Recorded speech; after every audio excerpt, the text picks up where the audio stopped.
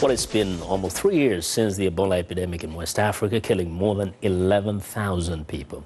VOA traveled along the path of the outbreak to find out how the region might cope if the virus returned in force. Ricky Shrayok has more from southeastern Guinea, where the epidemic began. We're deep in Guinea's Jeke forest. When someone is bit by a snake, this is what we treat them with, and it quickly goes away.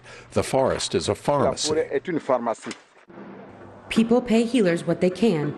There are only 30 medical doctors in this part of rural Guinea, but there are more than 6,000 traditional healers.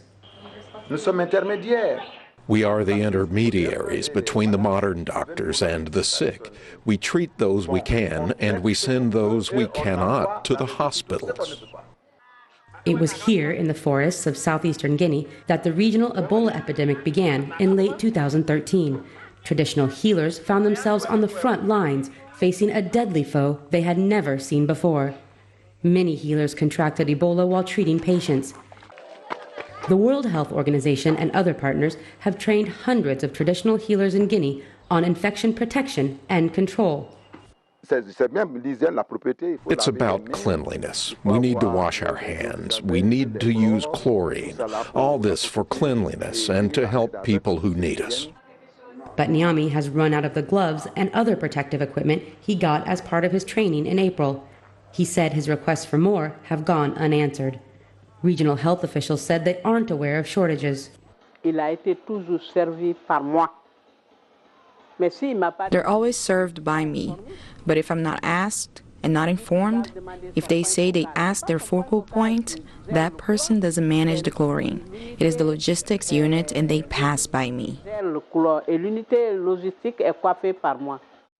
Bureaucracy aside, Niami says the epidemic taught the healers they can't cure everything, that some cases have to be referred to clinics.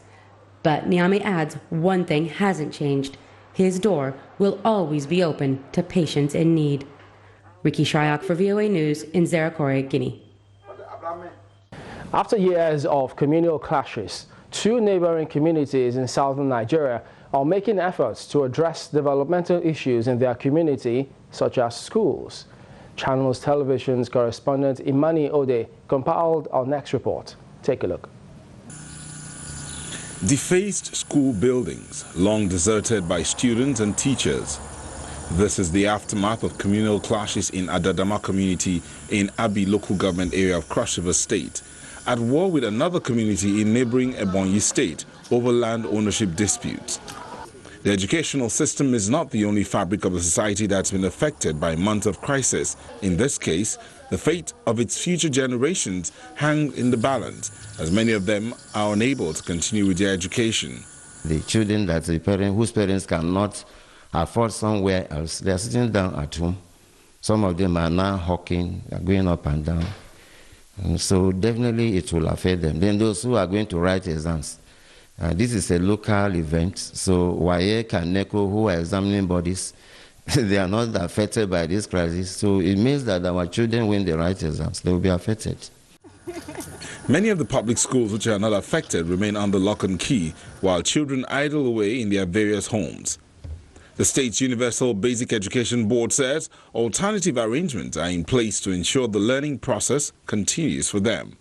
We have instructed our education secretaries to relocate our pupils or students within those volatile areas to the other neighboring communities or schools where they can have their educational system uninterrupted. Because we are very, very mindful of the fact that any period wasted will affect our students and our pupils. To save the sector from collapsing, representatives of the government step in with supplies of books and to offset school fees payment to enable the children continue.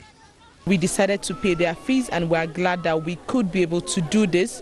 Beyond that, we have provided over 5,000 notebooks for every child in Adadama.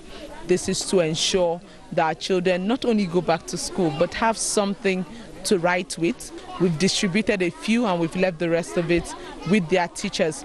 We will continue to do this until the economy of Adadama picks up. Clashes remain a cause of underdevelopment in warring communities. While the government and the people seek lasting solutions to the crisis in Adadama community, the school children only want a better future. You're watching Africa 54. I'm Vincent McCory. Now, for nearly 3 decades on World AIDS Day, December 1st, we've heard about the tragedy of AIDS. And it is tragic. The virus has killed tens of millions of people. But VOA's Carol Pearson has encouraging news in this report. A lot has happened since the first World AIDS Day in 1988. Countries where the topic was once taboo now offer testing and treatment. Mothers with HIV can have healthy babies and live to raise them. Drugs can keep the virus from spreading, and now scientists are talking about vaccines and a cure. Researchers are injecting thousands of volunteers in South Africa with a potential vaccine in a trial that just got underway. They are also trying to use the body's own immune system to keep the virus in check. One study conducted by the University of Pennsylvania shows that this may be possible. We infuse antibodies into the patients, the participants in the study, and we want to see if those antibodies would control the HIV virus, would keep it quiet and prevent the virus from coming back when we stop antiretroviral therapy. Dr. Pablo Tibas spoke by Skype. The research in controlling HIV with antibodies is similar to the immunotherapy being done in the field of cancer. The technique uses proteins to attack cancer cells. HIV hides in the cells.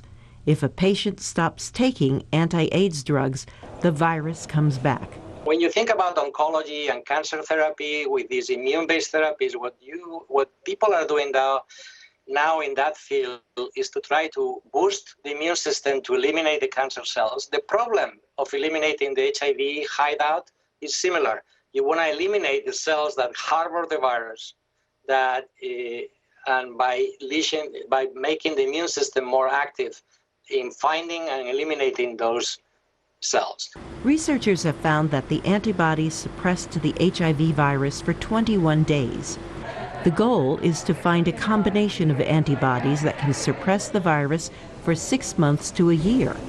Then people infected with HIV will no longer have to take medicine every day for the rest of their lives. A new trial using 2 antibodies should start in the next couple of months.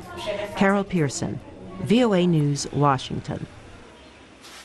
It's time now for a short break, but before we go, a reminder to visit our website, channelstv.com, for all the latest information anytime. You can also find us at youtube.com/channelsweb. Still to come, they are on a mission in the air and on the ground. It's a mission to raise money and awareness for wildlife conservation in Africa. We'll bring you that story after the break.